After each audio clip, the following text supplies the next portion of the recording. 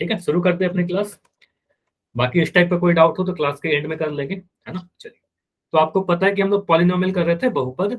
और फिर से मैं बता दूं, लास्ट क्लास के टॉपिक को डिस्कस करने के पहले जल्दी से एक बार पोल के बारे में बता देता हूँ। कुछ बच्चे जो पोल में नहीं आंसर कर पा रहे हैं वो ध्यान दीजिएगा।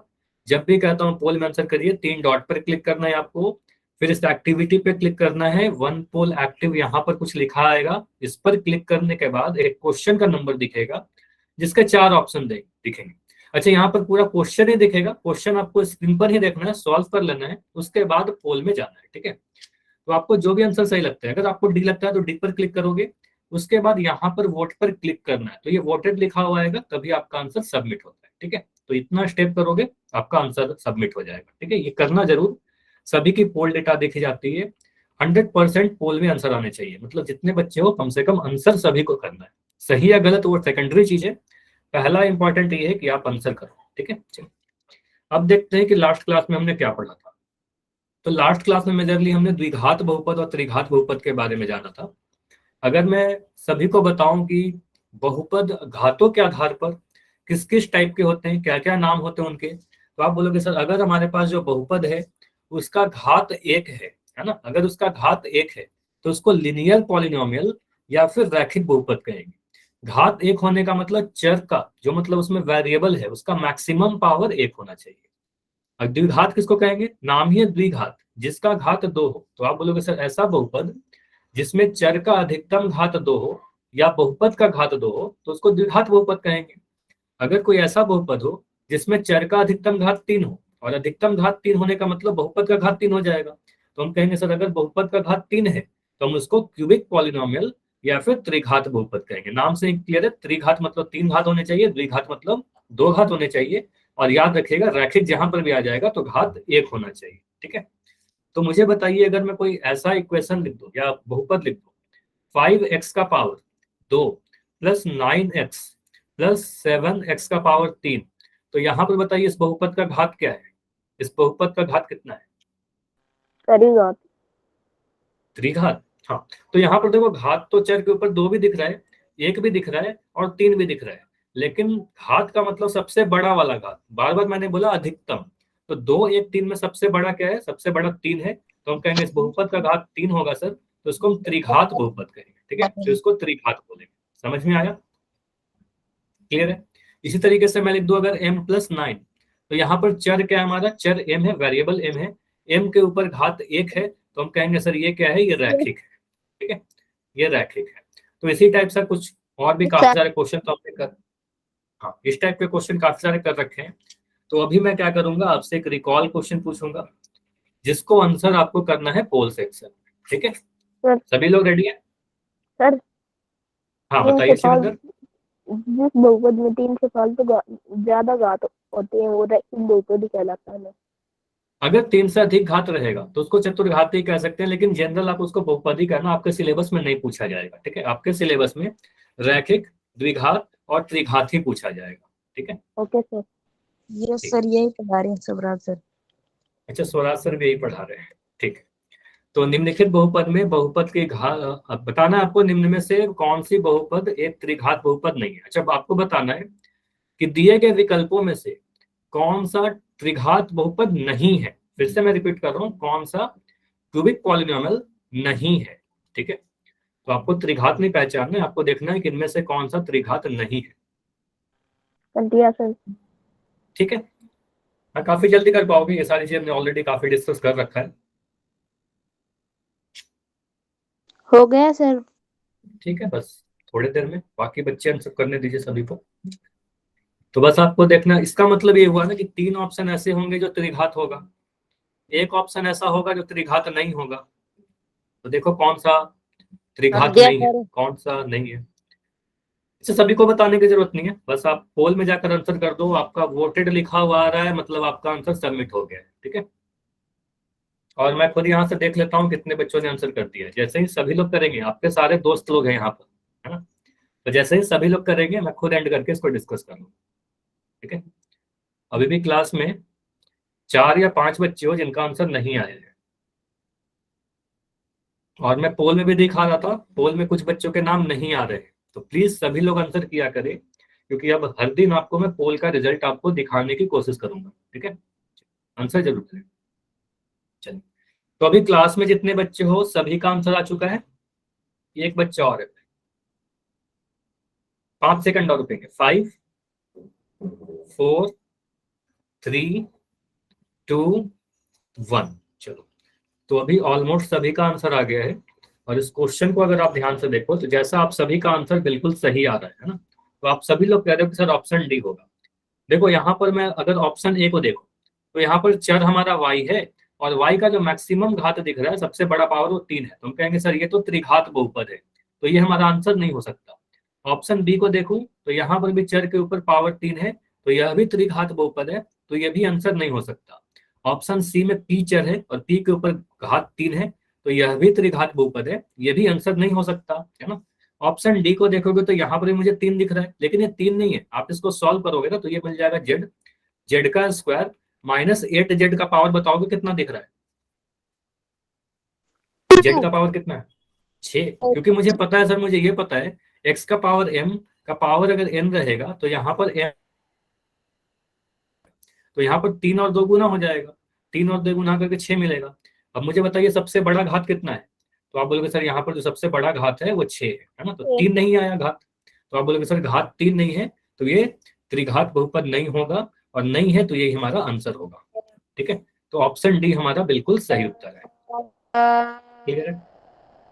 अच्छा अमित, आप बार बार माइक ऑन कर रहे हो, प्लीज माइक मत ऑन करिए, ठीक है। देखो क्लास डिस्टर्ब होती है, बस उससे प्यार। तो अगला टॉपिक पे आते हैं। ये तो काफी सिंपल था कि हमारा आंसर ऑप्शन नंबर डी होगा, बस आपको देखना था कौन सा त्रिघात नहीं है। तो आपको मैंने आपके ग्रुप में, व्हाट्सएप ग्रुप में मैसेज करके बताया था आज का टॉपिक क्या है, समीकरण पढ़ने वाले हैं कि इक्वेशन क्या होता है, ठीक है।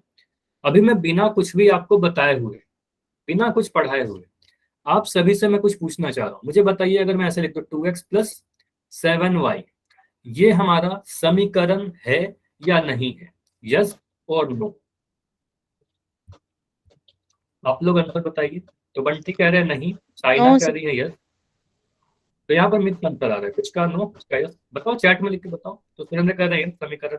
देखो अब मैं इसका आंसर दे रहा हूँ, आपका आंसर होना चाहिए सर ये समीकरण नहीं, ये समीकरण नहीं, ये क्या है? तो इसको आप व्यंजक कहोगे या फिर इसको आप बहुपद कहोगे, व्यंजक या फिर बहुपद, ठीक है। अगर मैं ऐसे लिख दूं 2x + 7y = 10, अब ये क्या हो गया?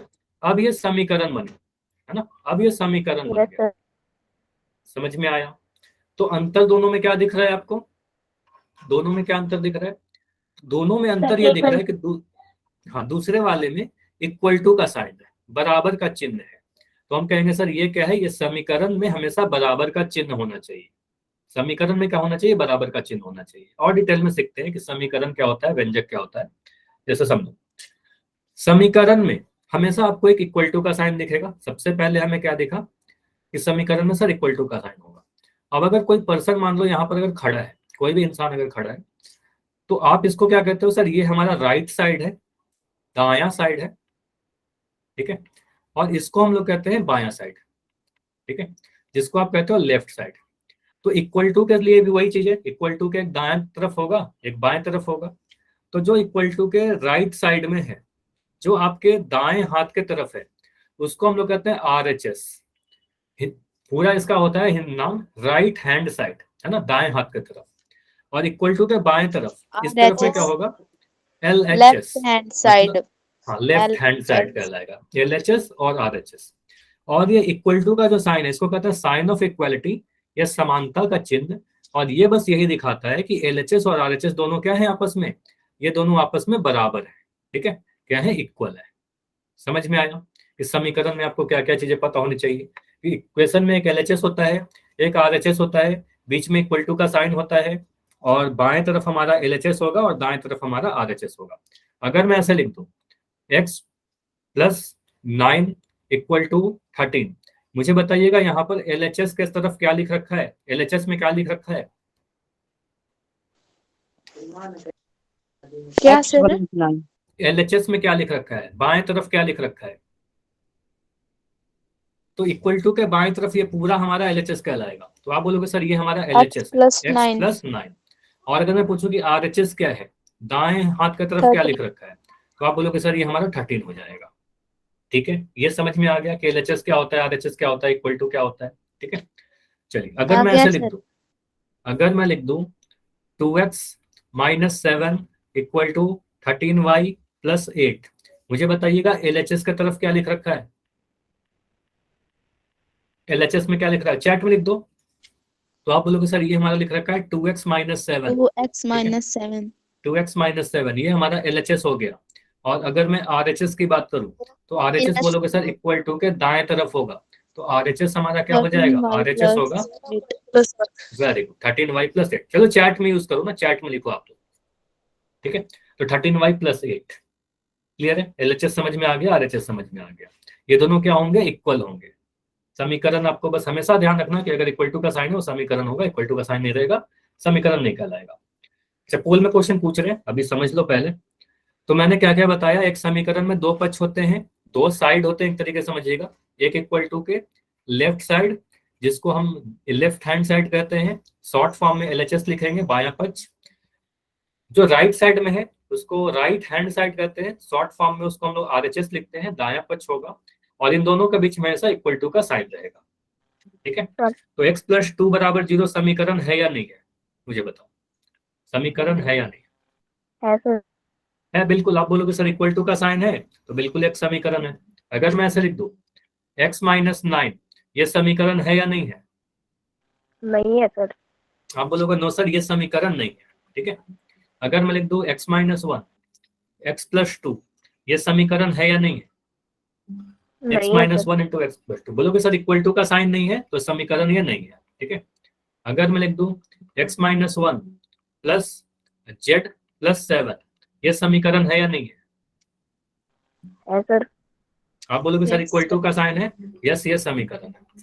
क्लियर हो गया, समीकरण तो पहचानना सर बहुत ही क्योंकि आसान सर था। इसमें लेफ्ट हैंड साइड भी और राइट हैंड साइड भी हाँ, है आप और बोलोगे सर यहाँ इक्वल पर to left hand sign side भी भी है। है, राइट हैंड साइड भी है, और बीच में इक्वल टू का साइन भी है, बस इतना होना चाहिए।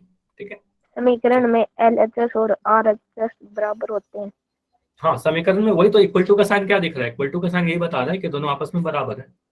ठीक है, इक्वल टू का साइन का मतलब क्या हो, बराबर होना। ठीक है, चलिए, तो अभी मैं पोल में क्वेश्चन पूछ रहा हूँ, बहुत ही सिंपल सा क्वेश्चन होगा, बस आपको पहचानना है कि दिया गया एक स्टेटमेंट जो है ये समीकरण है या नहीं है। आंसर कहाँ करोगे, पोल सेक्शन में ही जाकर करोगे। बस दो ऑप्शन है, यस और नो, हाँ या नहीं। क्या आपको हो गया लगता सर। है x प्लस 2 बराबर 4, हाँ बिल्कुल कम समय में हो जाएगा, बस आप आंसर कर दो, ये समीकरण है या नहीं है। यस के लिए ए करिए आज और सर नो हम के लिए बताएंगे सर बाद में। फिर बी करिए। ठीक है, बिल्कुल। ऐसे ये तो काफी आसान सा क्वेश्चन है, बिल्कुल सही आंसर आना चाहिए। Sir yes x sir. की पावर, सर इसमें x की पावर, x का मान 2 है। अच्छा हाँ, मान के लिए हम लोग देखेंगे कि x का मान क्या होगा, हल जब पड़ेगा ना सॉल्यूशन, तो वो देखेंगे कि हल कैसे निकालेंगे। बस हमें यह भी बताना है कि समीकरण है या नहीं है। ठीक है, और अभी तक जितने आंसर आए हैं बिल्कुल सभी के आंसर सही आए हैं, और आने भी चाहिए, बहुत ही आसान सा क्वेश्चन है। तो 5 सेकंड मिनट करेंगे, जो बच्चे अभी नहीं किए हो जाके जल्दी से आंसर कीजिए, बस 5 सेकंड मेंट करेंगे क्योंकि बहुत ही आसान क्वेश्चन है। अभी 2-3 बच्चे हो जिनका आंसर नहीं आया है। 5 4 3 2 1। तो अभी मैं पोल को एंड कर दे रहा हूँ और इस क्वेश्चन को डिस्कस करते हैं। चलो मुझे बताइएगा आंसर क्या होगा इसका। ऑप्शन ए होगा सर क्योंकि ऑप्शन ए इसमें, होगा। हाँ बताइए, रीजन बताइए। क्योंकि सर इसमें राइट हैंड साइड तो है एक्स 4 है और ठीक लेफ्ट है, हैंड साइड x प्लस 2 है और इसमें राइट हैंड साइड और left hand side is equal है। हाँ बिल्कुल।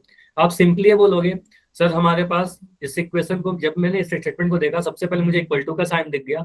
इक्वल टू का साइन दिखने का मतलब क्या हुआ, ये हमारा LHS है, x प्लस 2 हमारा LHS है, 4 हमारा RHS है, बीच में इक्वल टू का साइन है, तो ये बिल्कुल एक इक्वेशन होगा।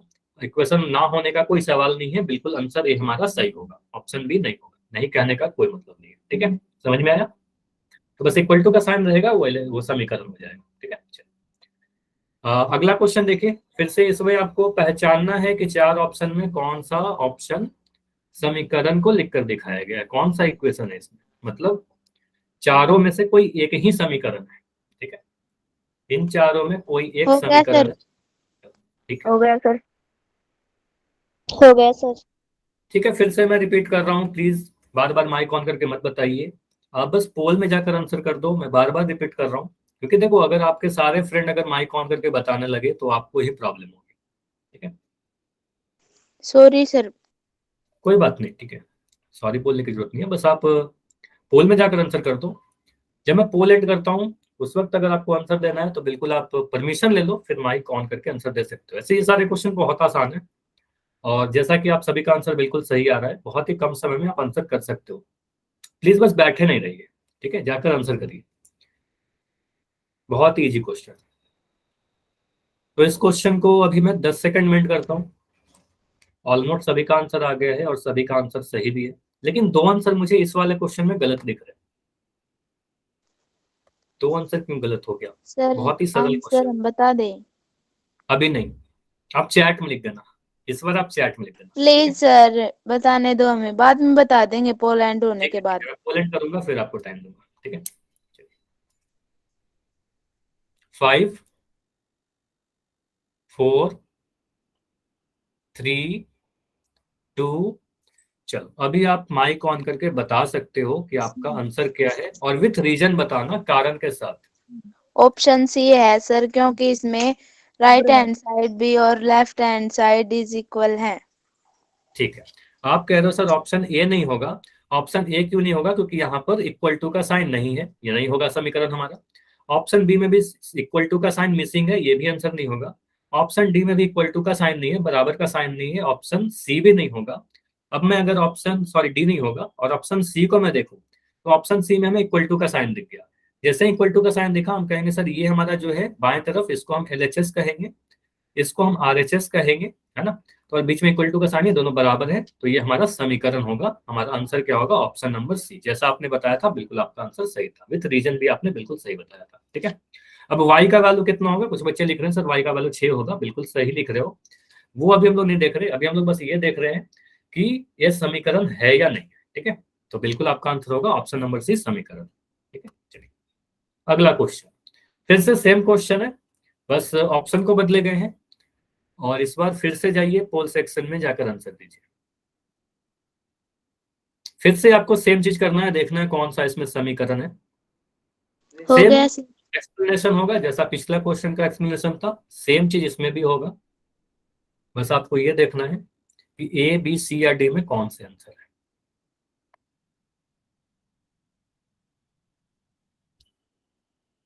तो ए बी सी या डी में देखिए आंसर कौन सा है आपका।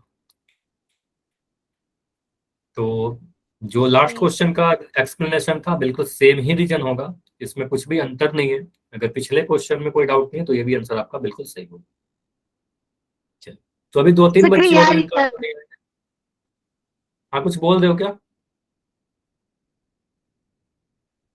तो लेफ्ट करके ज्वाइन करो, अगर स्क्रीन में प्रॉब्लम है लेफ्ट कीजिए, जल्दी से ज्वाइन कर लो, आ जाएगा,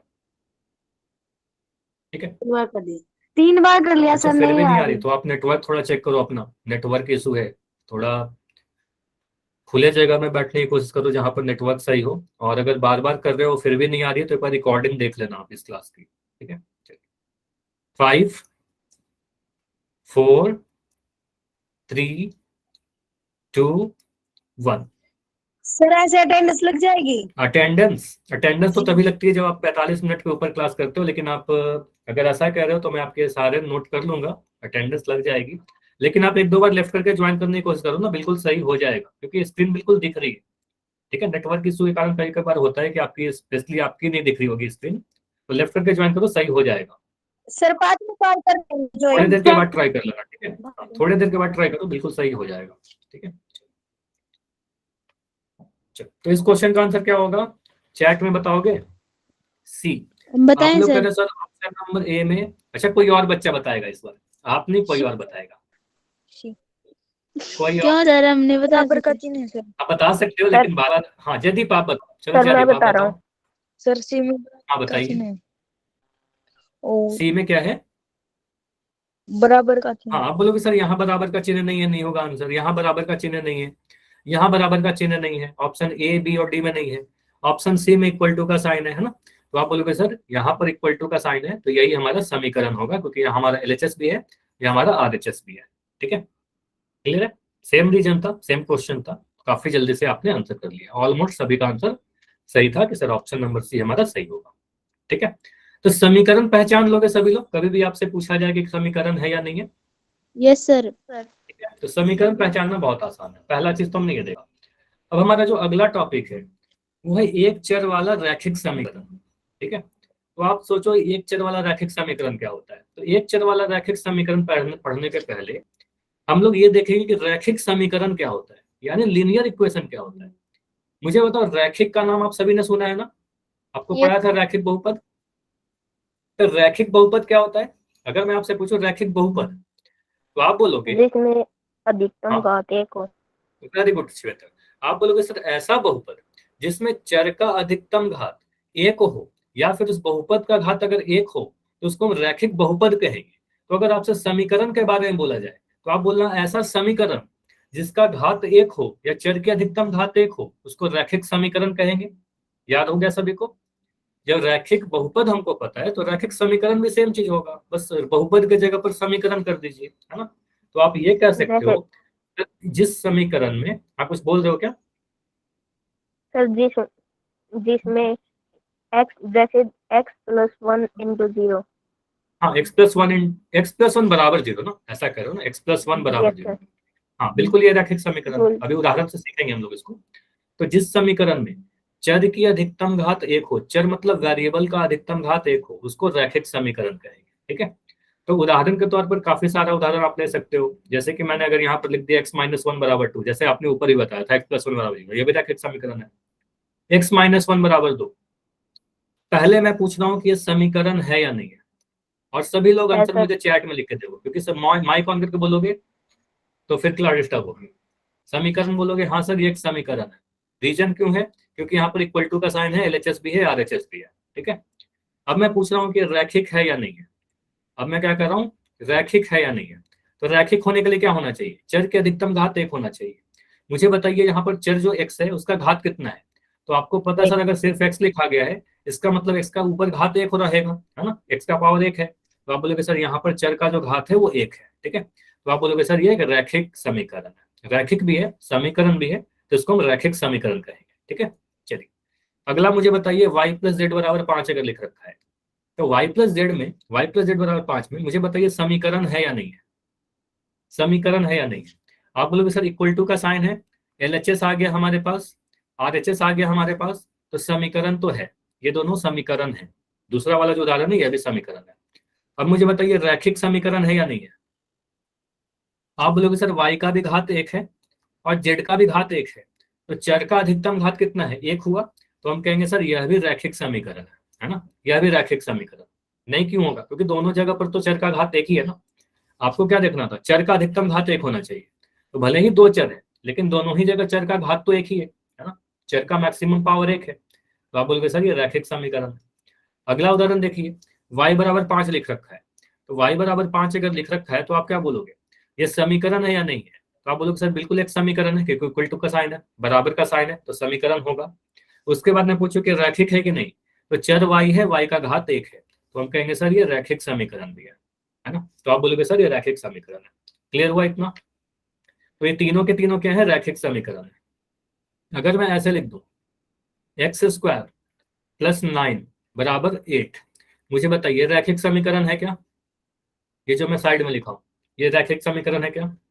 तो आप बोलोगे नहीं सर यहाँ पर पावर 2 दिख गया है ना, तो आप बोलोगे सर यहाँ पर मुझे चर का पावर 2 दिख रहा है, तो हम कहेंगे सर ये रैखिक समीकरण नहीं है ना, ये रैखिक समीकरण नहीं है।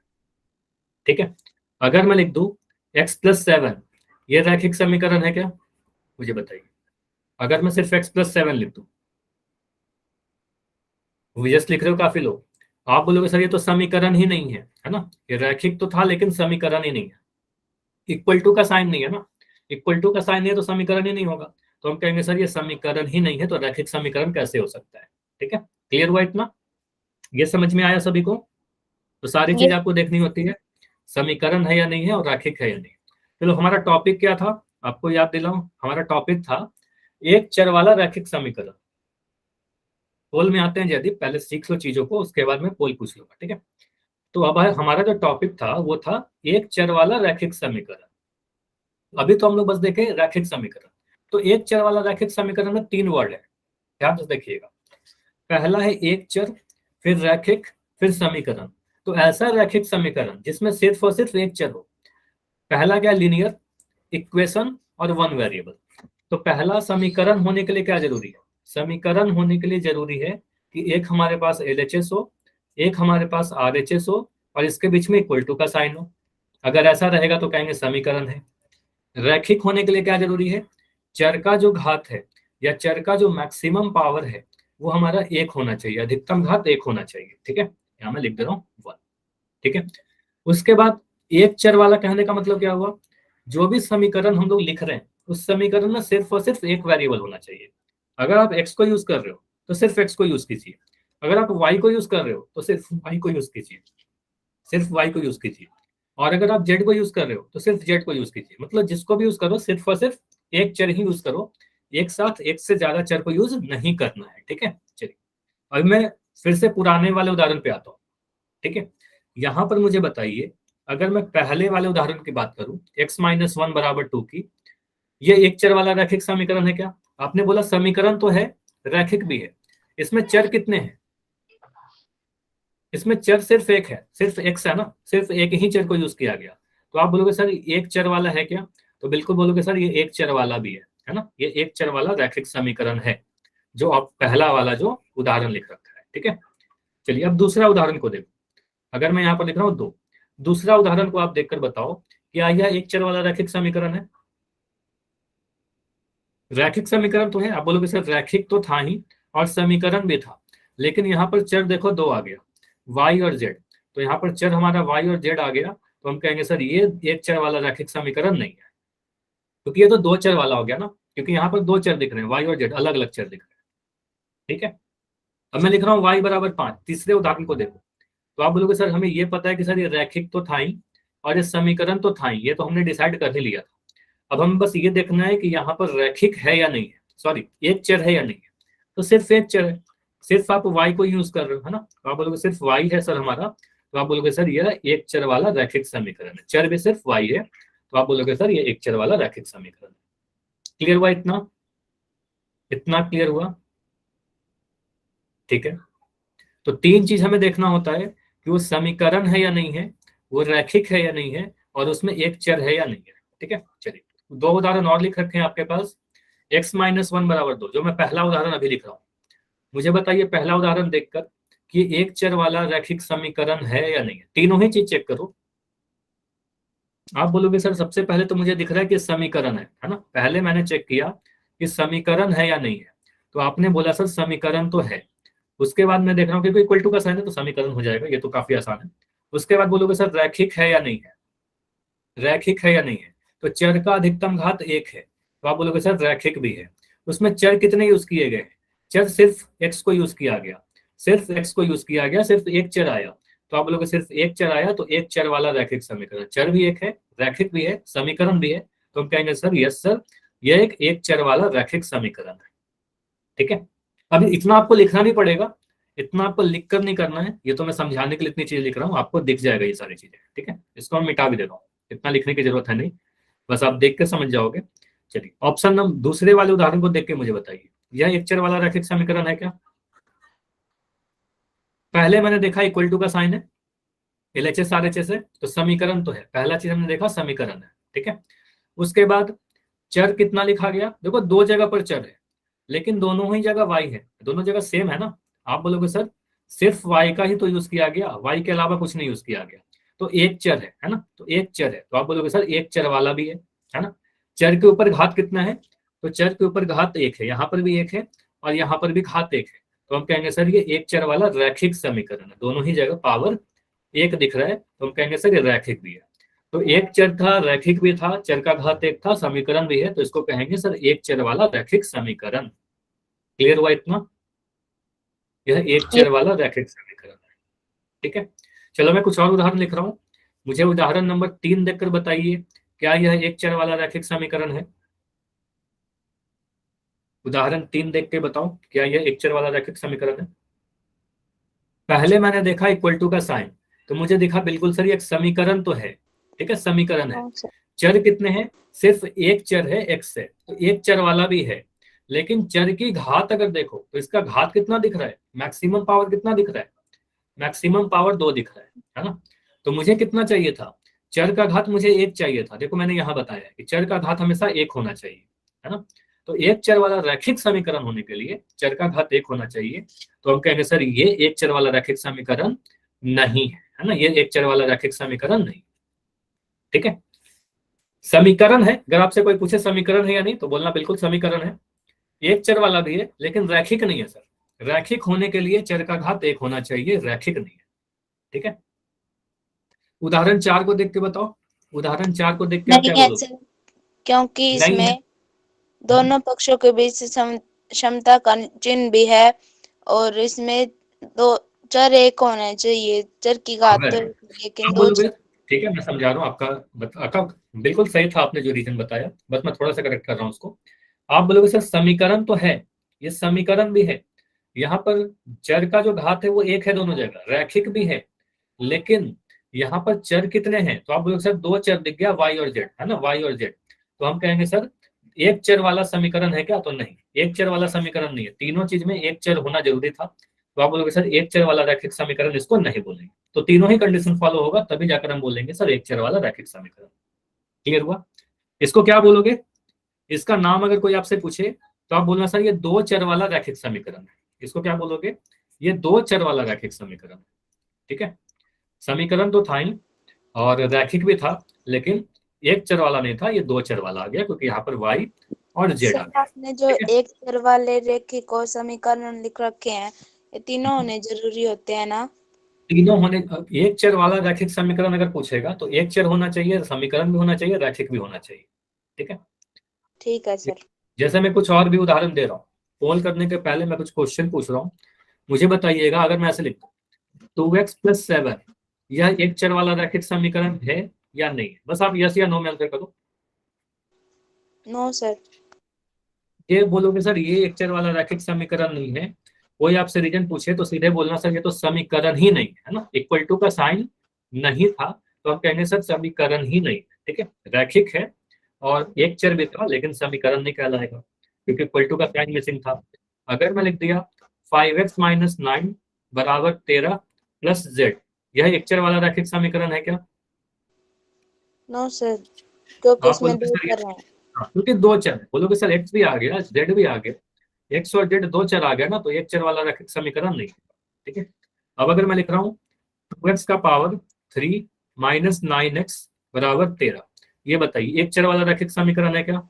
नहीं है सर, क्योंकि इसमें चर की घात 3 दे रखी है और एक होना वेरी, आप जरूरी है। बोलोगे सर समीकरण तो है ये, चर भी सिर्फ एक ही है एक्स से, लेकिन इसका घात 3 आ गया, इसका घात कितना आ गया, घात 3 आ गया, हमें कितना चाहिए था, हमें घात 1 चाहिए था, है ना। तो ये नहीं है ना घात, हमारा पावर घात 3 है, इसका मैक्सिमम पावर 3 है, तो हम कहेंगे सर ये रैखिक नहीं है ना। तो हमें रैखिक भी चाहिए था, तो हम कहेंगे सर रैखिक नहीं होने के कारण हम कहेंगे सर ये एक चर वाला रैखिक समीकरण नहीं कहेंगे। क्लियर हुआ इतना। सर पोल में पूछ लो सर अब। हाँ चलो अब मैं पोल में ही पूछूंगा, अगर सारा सर चीज समझ में आ गया तो वाई लिख दो, अगर सारा कुछ क्लियर है तो वाई लिख दो, ठीक है। कोई डाउट है तो डी लिखो। सर इनसे कह दो कि बार बार माइक ओपन ना ना करें, आपकी आवाज नहीं आती है। क्वेश्चन है आपके सामने, क्वेश्चन नंबर 69,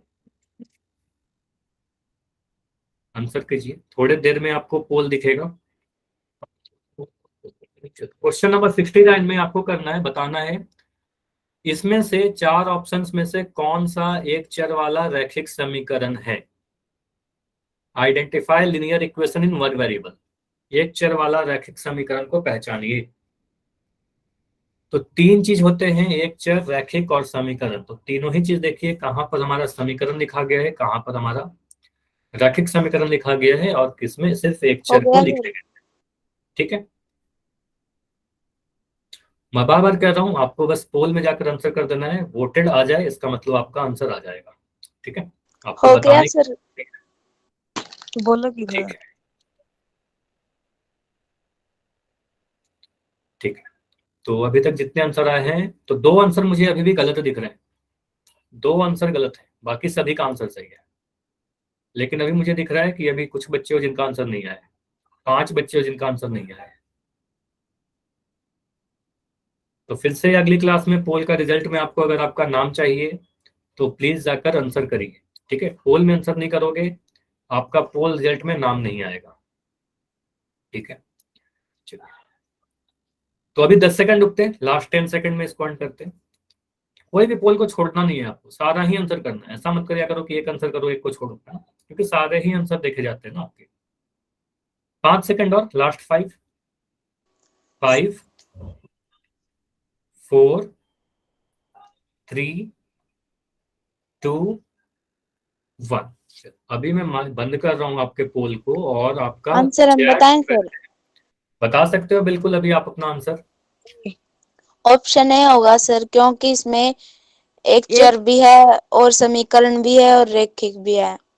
चलो, और बाकी बच्चे बताइए, बिल्कुल सही रीजन था क्या ये? सही सर बच्चे इनके बताओ। माइक सर इनके माइक ओपन करने से आपकी आवाज 2 मिनट तक नहीं आती है।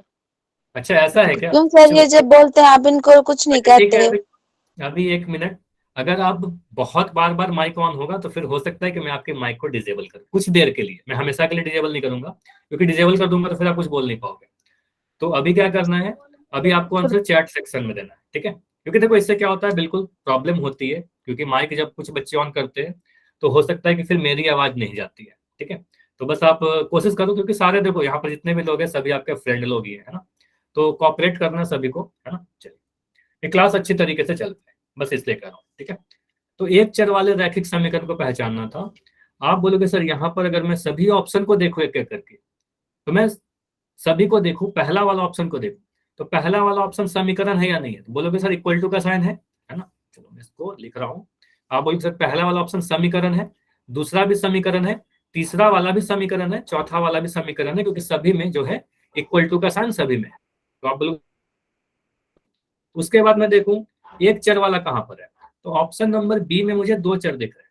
चलो यहाँ पर अगर मैं देखूं तो ऑप्शन नंबर बी में एक्स और वाई दिख गया, है ना, तो 2 चर है, तो ये तो आंसर नहीं हो सकता।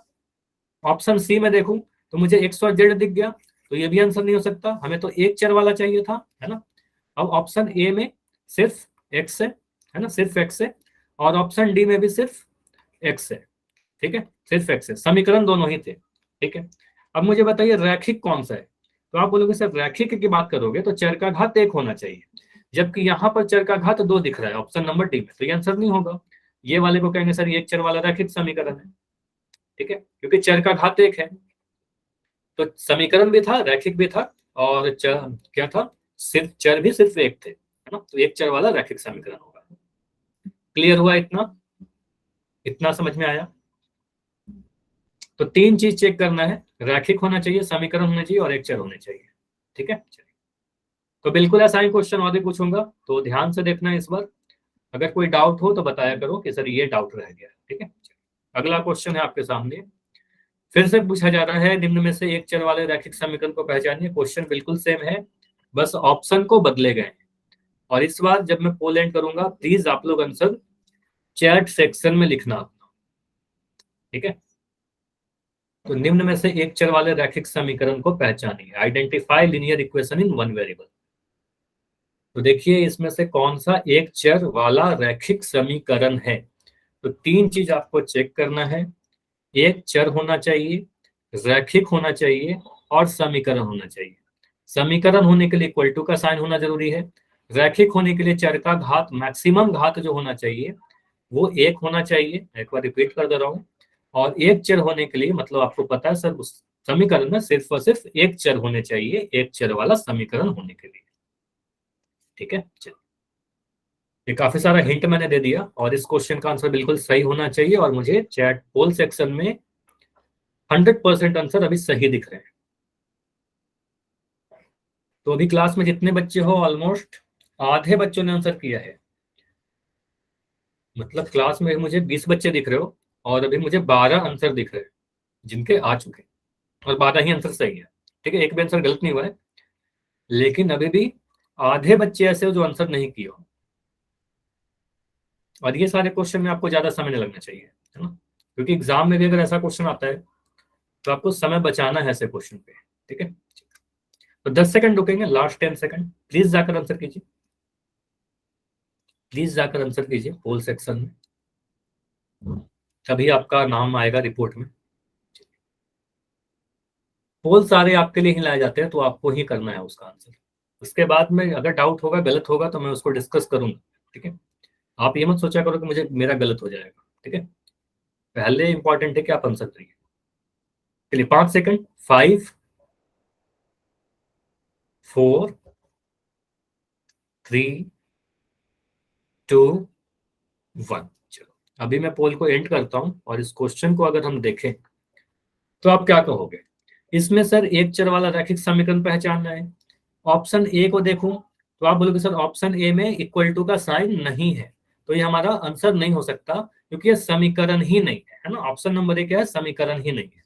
ऑप्शन बी को अगर मैं देखूं तो यहाँ पर बोलोगे सर समीकरण तो है, रैखिक भी है, लेकिन यहाँ पर दो चर दिख रहे हैं, एक्स और वाई, है ना। तो ये बोलोगे सर ये तो दो चर वाला रैखिक समीकरण हो गया, तो हमें तो एक चर वाला चाहिए था, ये नहीं होगा। ऑप्शन सी को देखोगे तो आप बोलोगे सर ऑप्शन नंबर सी समीकरण है, क्योंकि यहाँ पर इक्वल टू का साइन है, एक एलएचएस है ना, एक आरएचएस है, बीच में इक्वल टू का साइन है, तो समीकरण तो है। उसके बाद आप बोलोगे सर हमारे पास यहाँ पर चर कितने हैं, चर क्या है, आप बोलोगे सर चर जो है हमारा सिर्फ एक्स है ना, सिर्फ एक्स है, क्योंकि एक ही चर आपको दिख रहा है। आप बोलोगे सिर्फ एक चर है हमारा, और चर का घात कितना है, मुझे बताओगे चर का घात कितना है इस वाले में, चर का मैक्सिमम घात या घात कितना है। आप बोलोगे सर चर का घात एक है ना, तो आप बोलोगे सर चर का घात एक है, तो हम कहेंगे सर ये रैखिक समीकरण है। तो चर भी सिर्फ एक था, समीकरण भी था, चर का घात एक होने के कारण कहेंगे सर ये रैखिक भी था, है ना। तो ऑप्शन नंबर सी हमारा बिल्कुल आंसर हो जाएगा, ठीक है। ऑप्शन डी क्यों नहीं होगा, ऑप्शन डी इसलिए नहीं होगा क्योंकि समीकरण तो है ना, लेकिन चर भी सिर्फ एक है, लेकिन चर का घात कितना है, चर का घात हमारा दो है ना, तो घात हमारा यहाँ पर दो दिख रहा है, इसलिए इसको रैखिक नहीं कहेंगे, ठीक है। तो रैखिक समीकरण नहीं है, तो रैखिक होने के लिए चर का घात एक होना चाहिए, ये जरूरी है, ठीक है। इतना क्लियर है।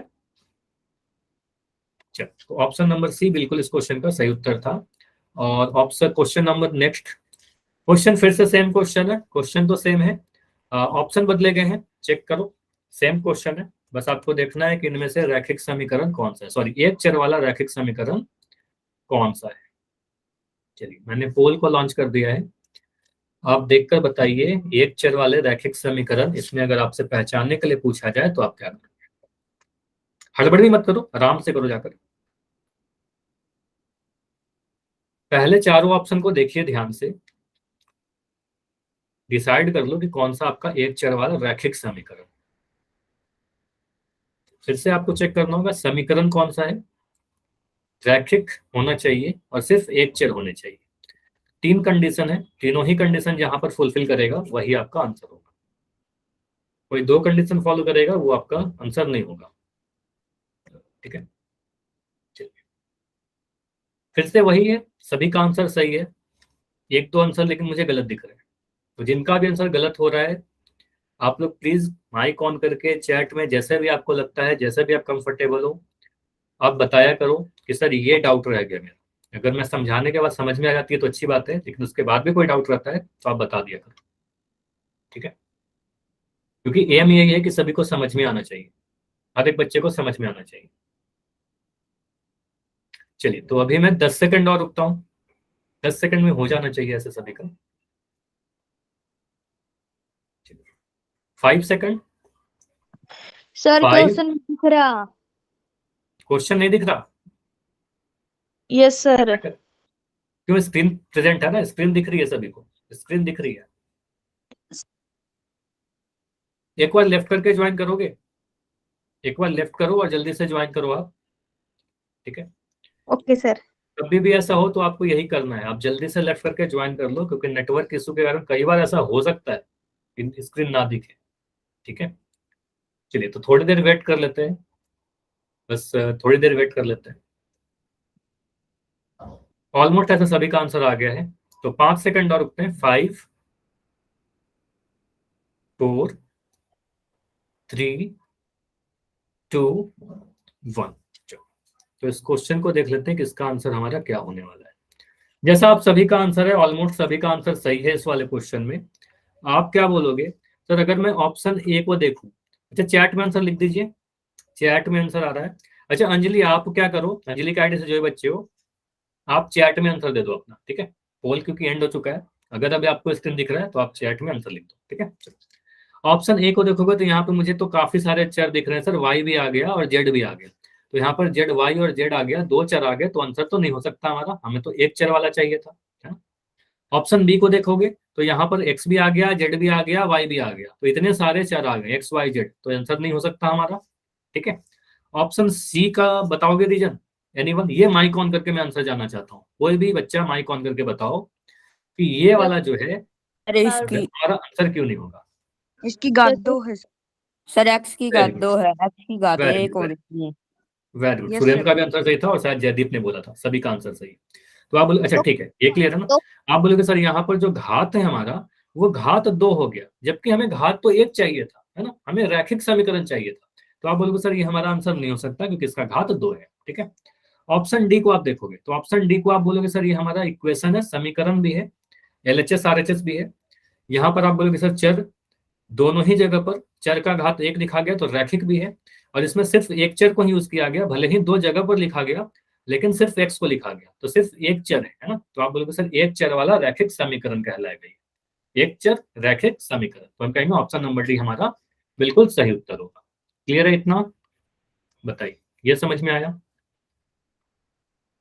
ठीक है, चलिए। तो ये अब कभी भी अगर आपसे पूछा जाए एक चर वाला रैखिक समीकरण तो आप कर लोगे? Yes sir. एक चर वाला रैखिक समीकरण कर लोगे? चलो तो अगला टॉपिक देखते हैं, अभी बहुत ज्यादा समय नहीं है, थोड़ी सी कुछ चीजें देख लेते हैं। समीकरण का हल क्या होता है, ठीक है? सॉल्यूशन क्या होता है? हमें पढ़ना ये कि पक्षांतरण विधि एक होता है, ट्रांसपोजिशन मेथड या ट्रांसपोज मेथड, इसको यूज करेंगे।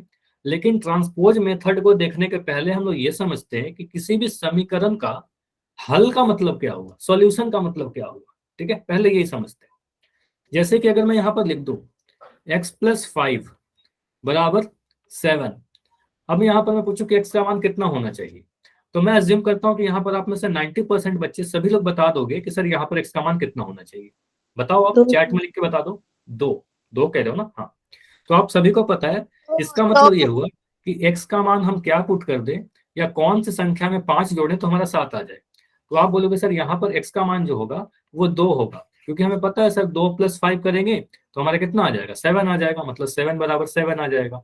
तो समीकरण का हल का मतलब समझ में आया? समीकरण का हल कहने का मतलब होता है कि वहां पर जो भी चर है, हमारे चर x था, इसका मान आपको बताना है, ठीक है? तो समीकरण का हल करने का मतलब क्या हुआ, जो भी वेरिएबल है उसका मान बताना। ये तो काफी सिंपल सा था, इसलिए मैंने काफी जल्दी आपको आंसर दिख गया। हमेशा नहीं है कि आपको हमेशा एक बार में आंसर दिख जाए, है ना? कभी कभी कभी आपको सॉल्व करना पड़ेगा, ठीक है? ये समझ में आया? तो समीकरण का हल कहने का मतलब क्या हुआ, उसमें दिए गए चरों का मान निकालना, जो भी वेरिएबल है उसका मान निकालना, ठीक है? उसके बाद मैं बोलूं कि समीकरण का जो हल होता है वो उस समीकरण को संतुष्ट करेगा। इसका मतलब क्या हुआ, जैसे कि मैं लिख दूं यहाँ पर x-9 बराबर मैं लिखता हूँ 13, ठीक है? x-9 बराबर 13। अब मैं पूछ रहा हूं कि x बराबर 20 इस समीकरण का हल है क्या? इस समीकरण का हल है या नहीं है? नहीं, -4 नहीं होगा। मुझे बस बताइए इस समीकरण का हल है या नहीं है। आप क्या करोगे, यहाँ पर 20 पुट कर दोगे, तो आप एलएचएस में क्या करोगे, एलएचएस में 20 - 9, एक्स के जगह पर 20 पुट किया, 20 - 9 करोगे, कितना आएगा? 20 - 9 पुट करने पर कितना आ जाएगा, बताइए? 11 आएगा ना? आप बोलोगे सर ये हमारा 11 आ जाएगा। आरएचएस कितना है? आप बोलोगे सर आरएचएस हमारा 13 है। मुझे बताइए एलएचएस और आरएचएस बराबर आया क्या? आप बोलोगे सर एलएचएस और आरएचएस क्या है, बराबर नहीं आए, क्योंकि एक हमारा 11 आ गया और एक हमारा 13 आ गया, ठीक है? तो हम कहेंगे सर x बराबर 20 जो है इस समीकरण का हल नहीं है, हल नहीं है, ठीक है? तो कैसे चेक करेंगे, समझ में आया? चेक कैसे करना है ये समझ में आया? मुझे बताइए, एक क्वेश्चन और मैं दे रहा हूं, x बराबर 3 इस समीकरण का हल है या नहीं है? इस क्वेश्चन का आंसर दीजिए, x बराबर 3 इस समीकरण का हल है या नहीं, यस या नो, बस इतना आपको बता। कैसे सॉल्व करेंगे तो हम लोग देखेंगे ही, अभी बस बताओ हल है या नहीं, चेक करना है अगर आपको। तो आप क्या बोलोगे, सर यहाँ पर हमारा एलएचएस क्या है? एलएचएस है हमारा 2x - 2, ठीक है, 2x माइनस 2। अब x के जगह पर हमें 3 पुट करना है, x का मान 3 दे रखा है, तो आप पुट करो 2 इंटू 3 माइनस 2। ये पुट करने वाला हमने सिखा रखा है, बीजे व्यंजक का मान में याद करिए। तो आप बोलोगे सर 3 2 6 माइनस 2, और ये कितना आया हमारा 4 आया। ठीक है, ये तो हमने LHS निकाला। RHS कितना है, आप RHS देखोगे तो यहाँ पर आपको दिख रहा है 4 दे रखा है सर। तो क्या आपको यहाँ पर दिख रहा है कि सर LHS जो है वो RHS के बराबर है? LHS RHS दोनों बराबर आ गया, LHS भी 4 आया, RHS भी 4 आया। तो हम कहेंगे सर LHS RHS बराबर है, इसका मतलब x बराबर 3 समीकरण को, देखो मैं क्या लिख रहा हूं, समीकरण को संतुष्ट करता है, सेटिस्फाई करता है। तो ये समझ में आया कि संतुष्ट करने का मतलब क्या हुआ? संतुष्ट करने का मतलब ये हुआ कि LHS और RHS के मान इक्वल आ जाएं, बराबर आ जाएं। ठीक है, तो आप बोलोगे सर ये समीकरण को संतुष्ट करता है, तो हम कहेंगे इस समीकरण का एक हल है, x बराबर 3 जो है इस समीकरण का एक हल है। क्लियर है? ये समझ में आया समीकरण का हल का मतलब क्या होता है? अब हम लोग ये देखेंगे, अगले क्लास में देखेंगे कि समीकरण को सॉल्व कैसे करते हैं ना, एक्सेट्रा। इसके आगे के टॉपिक हम लोग अगले क्लास में करेंगे। अगर कोई डाउट है तो अभी आप मुझे माइक ऑन करके बताइए क्या डाउट है आपका। ठीक है, क्लास इतना ही रखते हैं, इसके आगे की चीज अगले क्लास में डिस्कस कर लेंगे।